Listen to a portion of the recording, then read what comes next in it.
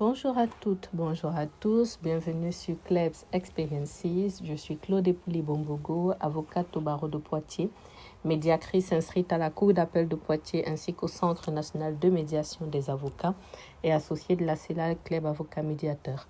Dans le cadre de mon activité, j'interviens dans différents domaines qui sont le droit pénal, le droit civil de la famille et du patrimoine et enfin le droit des affaires. Sur cette chaîne YouTube, je vous partage du contenu en lien avec mes domaines de prédilection qui sont le droit, l'entrepreneuriat, la foi, le luxe, la mode et le lifestyle. Alors aujourd'hui, vous l'avez lu déjà dans l'intitulé nouvelle vidéo YouTube Teach and Kleb. Donc c'est l'épisode numéro 12 déjà, donc on va parler du CRFPA, édition 2025 et j'ai mis en deuxième titre l'explosion d'un plafond de verre. Donc je vous expliquerai tout ça, mais avant vous savez un petit peu quel est l'usage, je vous explique le concept. Donc Teach and Kleb. Teach and Kleb en fait m'a été inspiré d'un mode de prédication de l'apôtre Mohamed Sanogo, donc qui est Teach and Pray. Ça veut dire en fait enseignement et prière et je m'en suis inspirée parce que je voulais faire un contenu dans lequel je donnerais en fait des bases légales ou ça ferait comme si je donnais un cours en fait et il y a une partie on va dire un peu plus personnelle au cours de laquelle je donne en fait l'avis de Kleb. Voilà. Donc c'est pour ça que j'ai dit Teach and Kleb.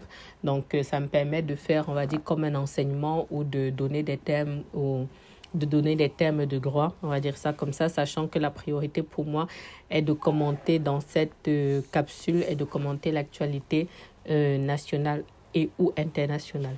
Donc, j'ai pour ambition avec cette série de vidéos de faire une vidéo tous les mercredis à 20h. Donc, je tiens plus ou moins le rythme maintenant, donc pourvu que ça dure, pardon. Je suis fatiguée, hein, donc... faudra pas trop m'en tenir rigueur.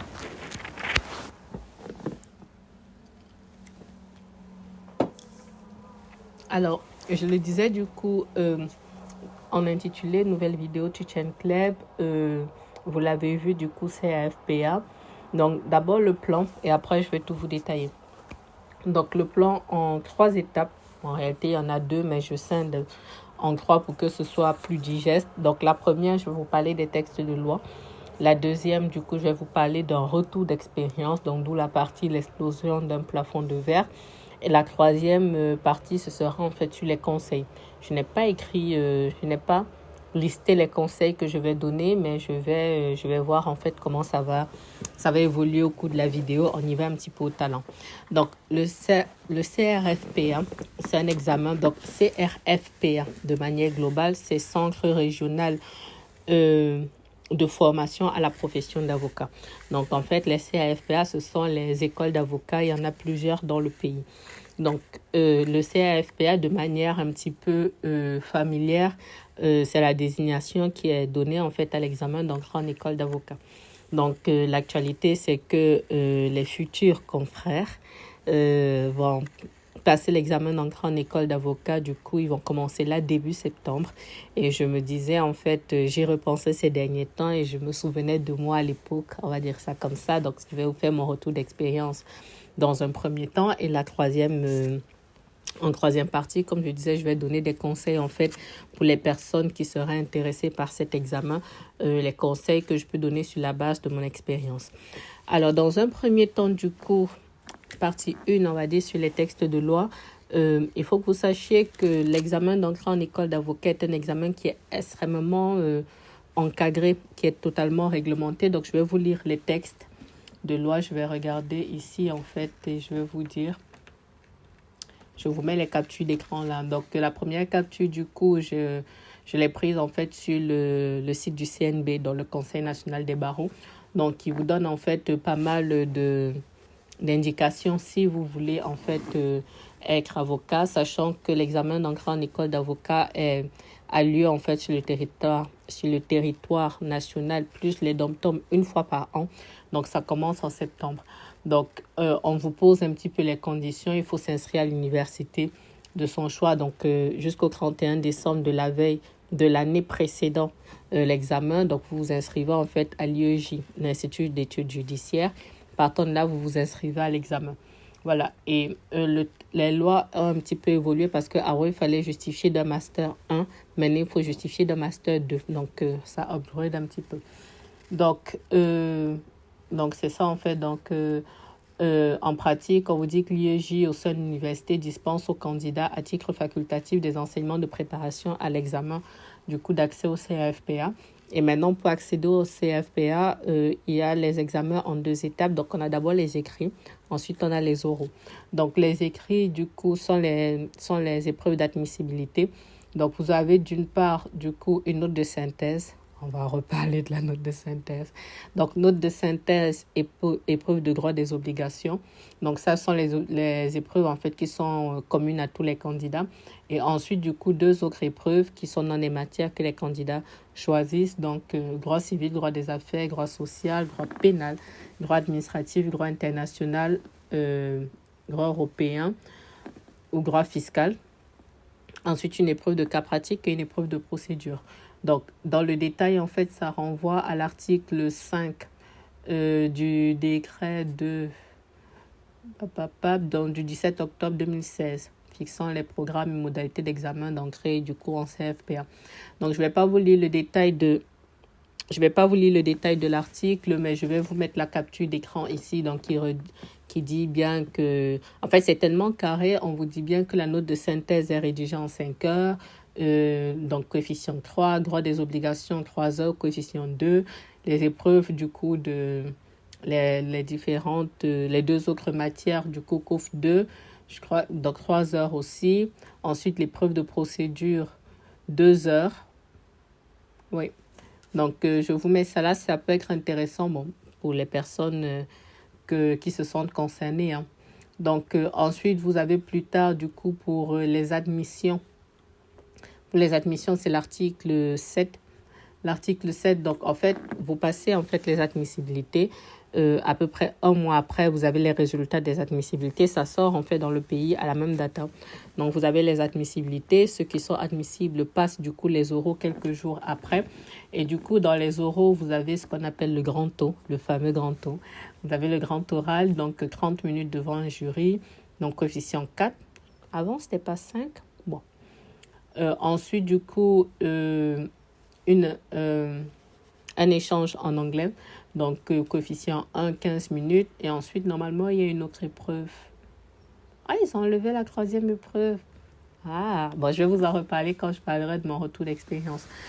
Du coup, il y a eu en fait une évolution, on va dire, par rapport à mon époque. Donc, avant de parler de cette évolution, donc cette année, je le disais, du coup, examen à compter du 1er septembre. C'est tellement carré que sur le site du CNB, vous avez le passage en fait du décret. Donc, 1er septembre 2025, en métropole, il commence à 13 heures. Donc, ça, c'est la note de synthèse. Ensuite, droit des obligations, le mardi 2 septembre, métropole, à partir de 13 heures.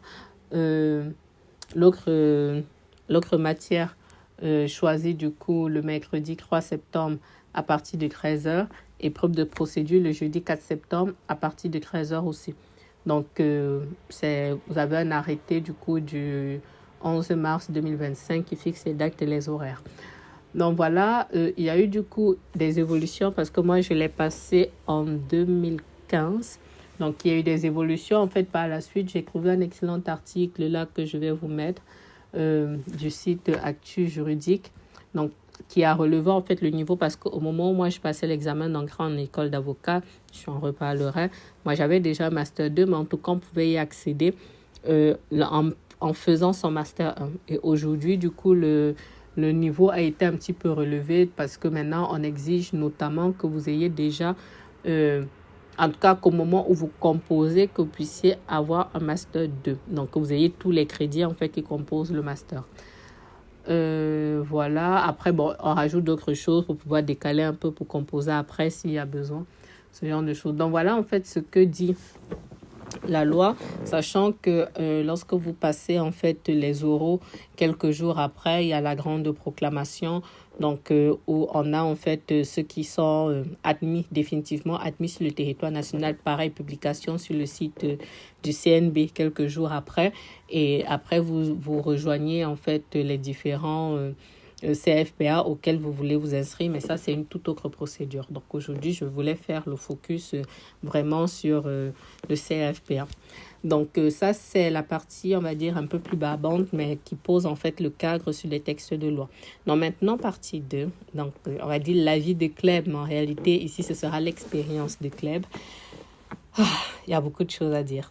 Il y a beaucoup de choses à dire. Je vais essayer d'être succincte. D'abord parce que je suis fatiguée, parce que aussi je veux pas que ces capsules-là soient trop longues. Pour moi, en fait, ça aurait été l'explosion vraiment d'un plafond de verre. Et je vais vous expliquer en fait le contexte. Le CRFPA, pour moi, aura été en fait mon premier Goliath. Le premier Goliath, voilà, c'était... J'ai rêvé d'être avocat et lorsque j'ai entendu mon nom ce jour-là, qui était le 13 novembre 2015, j'ai su que je serais avocate. Donc, c'était un rêve qui se réalisait dans la douleur, mais c'était un rêve qui se réalisait. Donc, comme je disais, moi, j'ai toujours rêvé d'être avocat. Du moins, pendant très, très longtemps, j'ai rêvé d'être avocat. Et lorsque je me renseignais un petit peu autour de moi, déjà, il y avait très peu d'avocats noirs. Et le peu qu'il y avait, en fait, la plupart du temps, les gens ne passaient pas le CRFPA et les gens, en fait, prenaient la passerelle, c'est-à-dire que profitant, on va dire, d'une équivalence parce que c'est possible. Hein, je ne développe pas ça ici parce que ce n'est pas le but de la vidéo, mais les gens prenaient en fait des équivalences, donc ils passaient notamment une thèse de doctorat et après ils s'inscrivaient en école d'avocat. Donc les gens faisaient ça et ce n'était pas forcément mon souhait parce que je n'avais pas envie de faire au moins 4 à 5 années dans une thèse avant de me lancer. Donc, je m'étais dit, en fait, que juste je me lance, en fait. Je me lance. Ça avait été très compliqué parce que c'était une période de ma vie assez compliquée où j'étais littéralement dans une certaine précarité.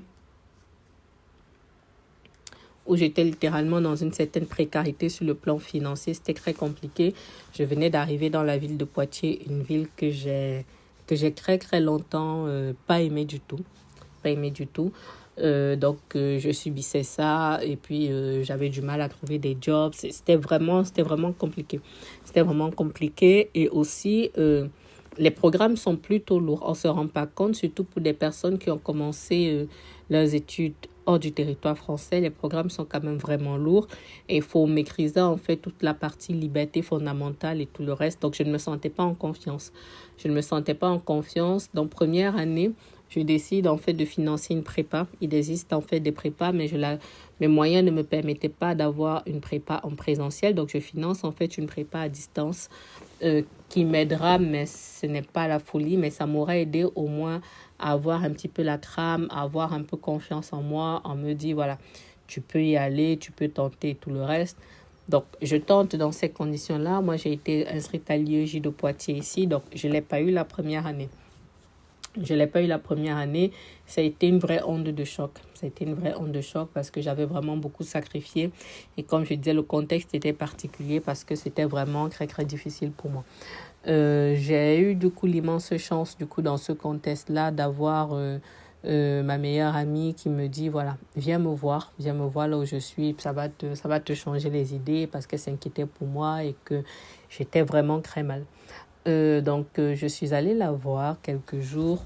Je me suis un peu changé les idées, mais surtout j'ai été animée en fait d'une sainte colère parce que je me suis dit bon, qu'est-ce que je fais? Est-ce que j'abandonne? Est-ce que je fais le choix de m'accrocher? Et si oui, je fais comment? Donc, on va dire cette période-là aura duré 1 semaine. C'est tout. Je me souviens, c'était en octobre 2014 que j'ai eu du coup les résultats d'admissibilité qui n'étaient pas bons pour moi. Début novembre au plus tard, je m'étais relevée et la particularité, c'est que je me suis arrêtée au 13 novembre 2015 quand j'ai entendu mon nom. Je ne me suis pas arrêtée avant. C'est-à-dire, j'étais tellement déterminée que je me suis dit, là, 2015, c'est ça et c'est pas autrement. C'est ça et c'est pas autrement.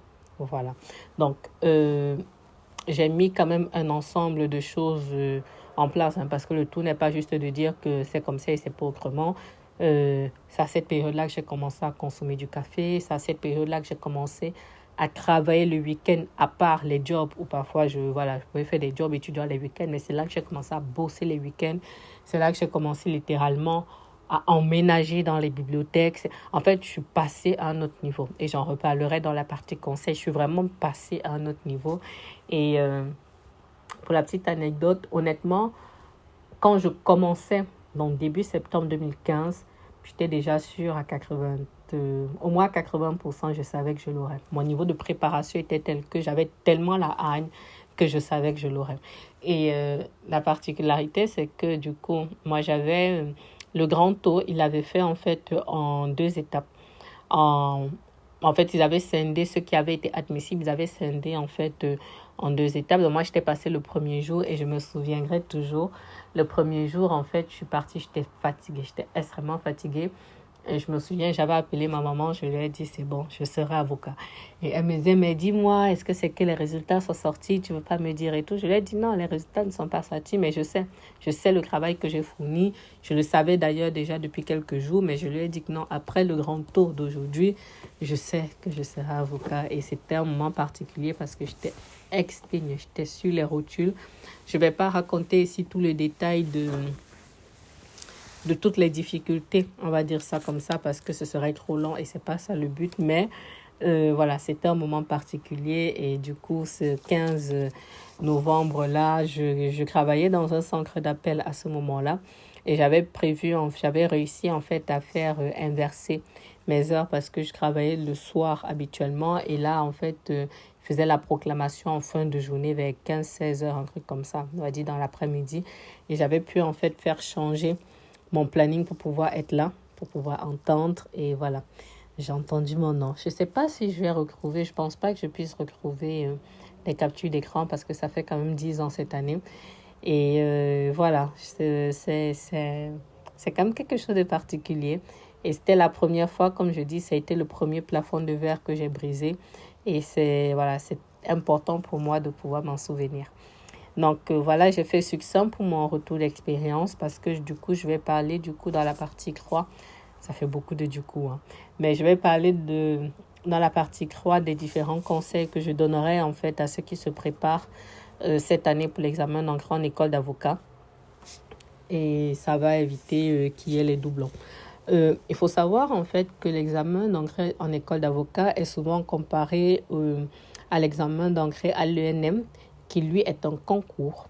L'ENM, c'est l'École nationale de magistrature, hein, qui lui est un concours, mais très souvent la rumeur a circulé indiquant que le CFPA en fait est un concours déguisé. Ça veut dire qu'officiellement c'est un examen, mais il est tellement difficile en fait que il y a des soupçons qui indiquent que notamment au moment des écrits, il y a des oraux, pardon, il y a un effeuillage en fait qui est fait. Je n'en sais rien, je vous dis juste la rumeur qui prévalait quand moi je passais l'examen, qui prévaut d'ailleurs toujours en ce moment. Chaque année, je crois qu'il y a à peu près 130, 150 personnes qui passent. Donc, pour moi, ça fait peu. Mais après, bon, certains considèrent que nous sommes nombreux dans la profession. Moi, je ne trouve pas.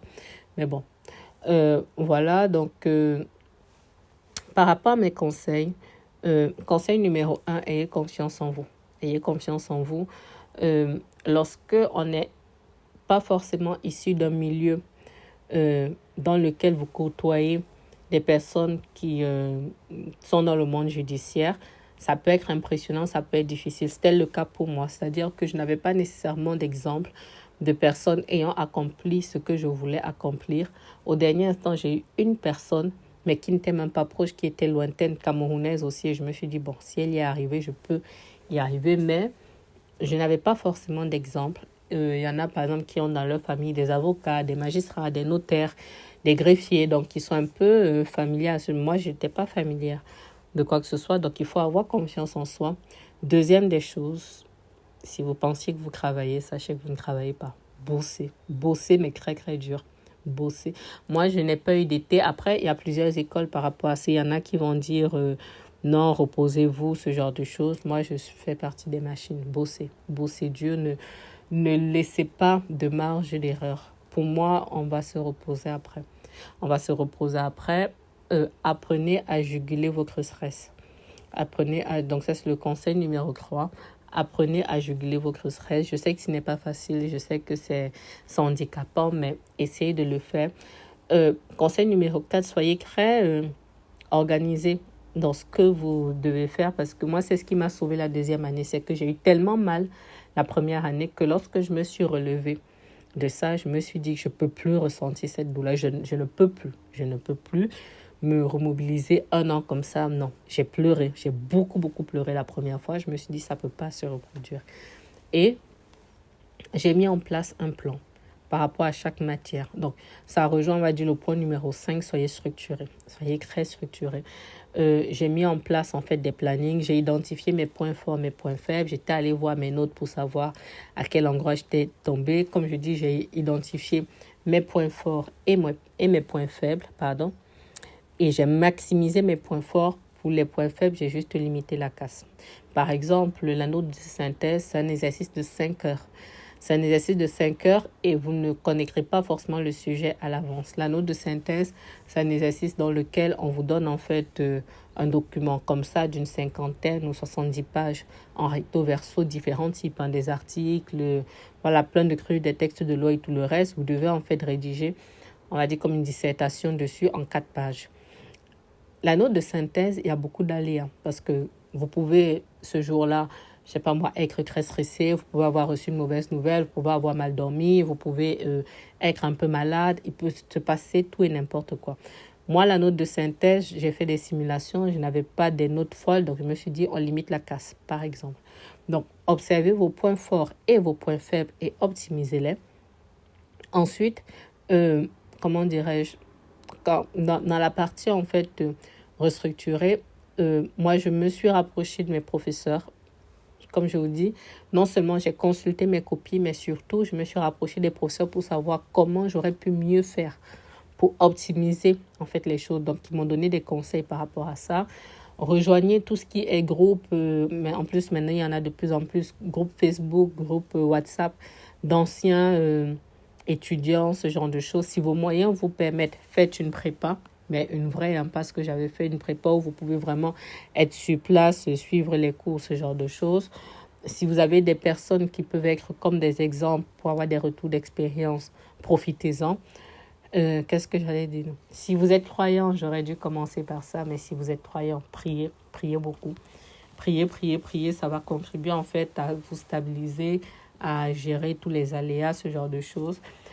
Autre point, je ne sais plus à quel point je suis, mais autre point, si vos moyens vous permettent, moi, ma situation personnelle ne le permettait pas, mais si vos moyens vous permettent, essayez de ne pas travailler dans l'été qui précède.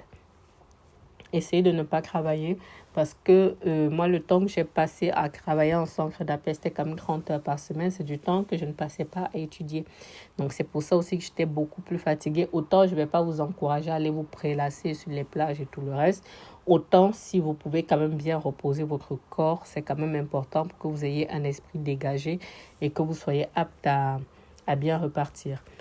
Quel autre conseil encore? Je pense que j'ai fait le tout. Bon, je ne vais pas forcément tout dire parce qu'il y a des choses qui vont me revenir après, mais dernier conseil peut-être, il faut vraiment le vouloir. Il faut le rêver. Je dis toujours que le métier d'avocat, c'est un métier passion. C'est un métier passion et on le ressent en fait dès la préparation. C'est-à-dire que le CRFPA, ce n'est pas un examen, ce n'est pas une chose à laquelle vous vous lancez juste comme ça. Voilà, sans mépriser les autres métiers que je ne maîtrise pas et sur lesquels je ne vais pas élaborer.